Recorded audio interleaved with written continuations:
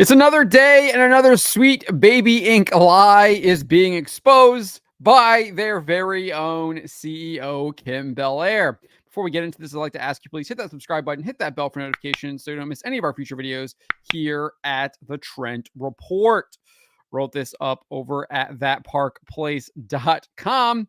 And following Sweet Baby Inc.'s attempted cancellation of Brazilian gamer Cabrutus Rambo, the company's CEO, Kim Belair, has admitted that she wants to take over the video game industry. So obviously, she said this in a previous video, but it was uncovered after they tried to cancel Cabrutus Rambo. So in a brief interview with Inclusion FX that was posted to YouTube back in 2021 and brought to my attention by ex-user Johnny Massacre, Belair documents how she created Sweet Baby Inc. and what the purpose of the company was. She said in 2018, one of my best friends and I, we teamed up and we founded a company. The original desire was just to write together. We wanted to write with the two of us and a friend of ours, and we wanted to write games. But we realized that as a unit, we realized we were capable of doing for others what had not been done to us, which was to support us, empower us, to lift us up, to value our talent, and to help build our skills. And so today, what we do is writing, narrative design, story building, story breaking as our first and foremost. But on a secondary level, we work very hard to get marginalized talent into the industry, to protect them the way that we would want to have been protected, to lift them up, and to get them into an industry where they're too often shut out. She then admitted this. And basically, I think to take over in the hopes that some really dope people will be able to lead into a kind of new era for an industry that's been the same way too long. So she admits there that she is trying to get these people into the industry to take it over because she's saying that the industry has been the same way too long. Well, I don't really understand why that would be a problem. She clearly sees it as a problem. And this is why she sees it as a problem, because she said in 2019, I don't think it's pie in the sky thinking to go like, hey, maybe we can invite white dudes to play as other people and experience different things through someone else's eyes. And if they don't like it, we have to start thinking we're not losing, they're losing, and we're losing because we're going to let them stand in the way of our progress and our innovation. So why does it need to change? It's because there's too many white dudes that are standing in the way of her progress and innovation. So she's got to get rid of those white dudes. And she admitted in 2021 that she's trying to take it over by pushing quote unquote marginalized talent into the industry. That's what she said. So I think that's very clear there what her goals are. And then she also revealed what her tactic was back in this 2019 interview as well. She says, if you're creative working in AAA, which I did for many years, put this stuff up to your higher ups. And if they don't see the value in what you're asking for when you ask for consultants, when you ask for research, go have a coffee with your marketing team and just terrify them with the possibility of what's going to happen if they don't give you what you want. So she's basically saying she's going to take over the video game industry. She's going to use terror to do so. And she's doing it because she thinks there are too many white dudes in the industry that are standing in her way of progress and innovation. All very clear, all coming from her own lips.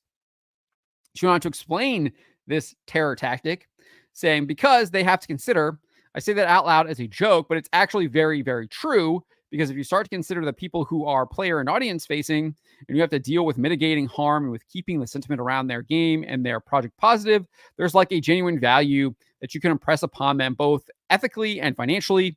You could say this is important. It's also a valid discussion to have because if you're working with a thin narrative budget and you work in AAA, I think you'll be pleasantly surprised or dismayed by the amount of money that marketing can give you. And then she also made it very clear what her objective was by taking over the industry. She said this: none of what we're doing is about ticking boxes or about a veneer of wokeness. We actually have to care about making this up. So she's saying it's not about ticking boxes. It's not about a veneer of wokeness, which means it is about wokeness, right? It's not about a veneer. It is about wokeness. So she's made that abundantly clear now in multiple interviews over the past 5 years. And I do want to go back up here and point out one of the things she said in this interview in 2021 where she was asked about how she protects her mental health.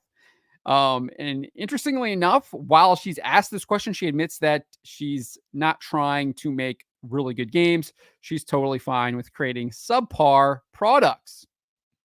This is what she said.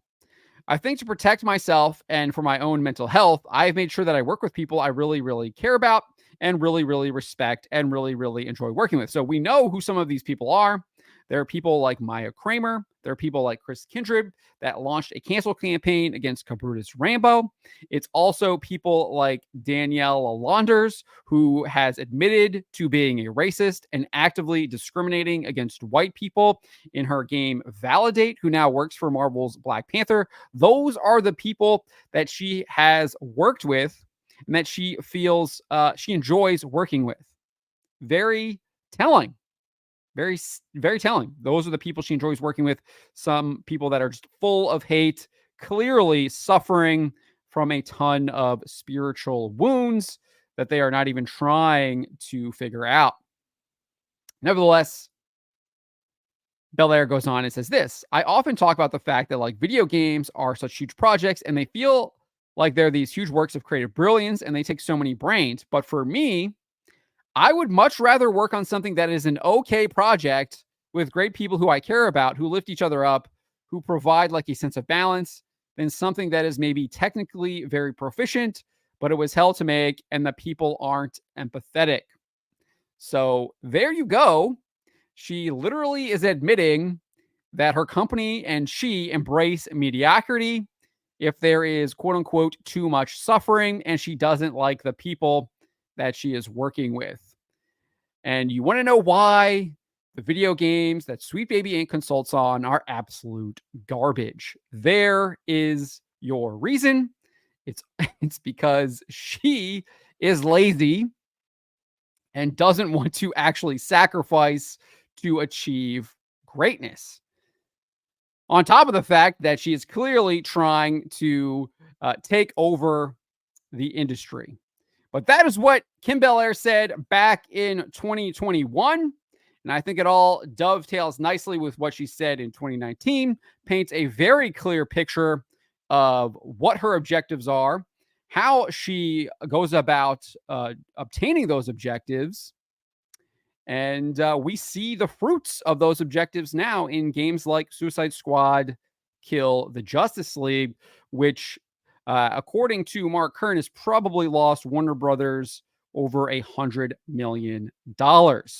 This is what happens when you hire people like Kim Belair and Sweet Baby Inc. That's what happens. Let me know what you guys make of this in the comments below. Remember to always be charitable, but to always speak the truth.